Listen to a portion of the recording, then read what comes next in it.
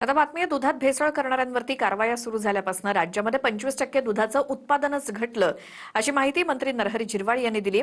म्हणजे राज्यात कारवायांच्या आधी किती मोठ्या प्रमाणात दुधात भेसळ सुरू होती त्याचंच हे प्रमाण मानलं जात आहे. बघूयात त्यावरचा रिपोर्ट. एफडीएच्या छाप्याच्या भीतीनं शेकडो लिटर दूध फेकलं गेलं म्हणून हा व्हिडिओ तुफान व्हायरल होतो. व्हिडिओ साताऱ्याच्या माणमधील मोही गावातला. कारवाईच्या भीतीने भेसळयुक्त दूध फेकलं की मग खरोखर दूध चांगलं असून ते खराब झालं होतं याबद्दलची चर्चा सुरू आहे.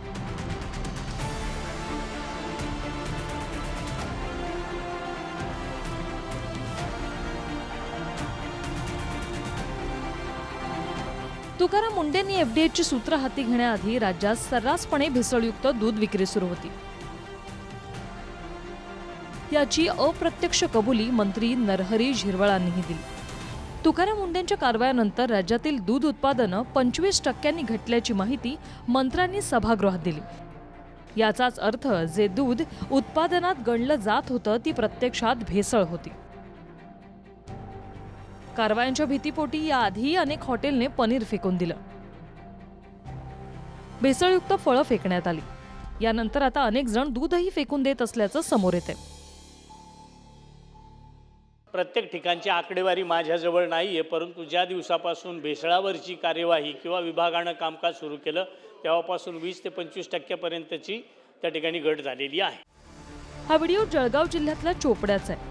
दुधात वारेमाप विषारी घटक टाकून लोकांच्या जीवाशी खेळ सुरू आहे. डेअरीमधून आणलेलं दूध तापवल्यानंतर रबरासारखं आणि घट्ट झाल्याचं दिसतं.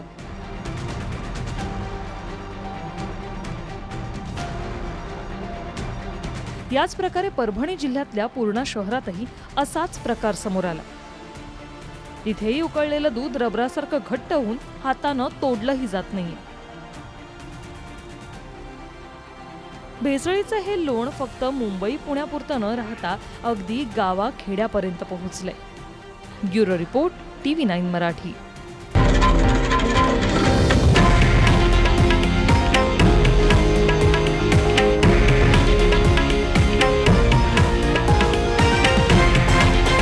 हे आहे देशातील नंबर 1 न्यूज नेटवर्क आणि आपण पाहत आहात TV9 मराठी, एकमेव.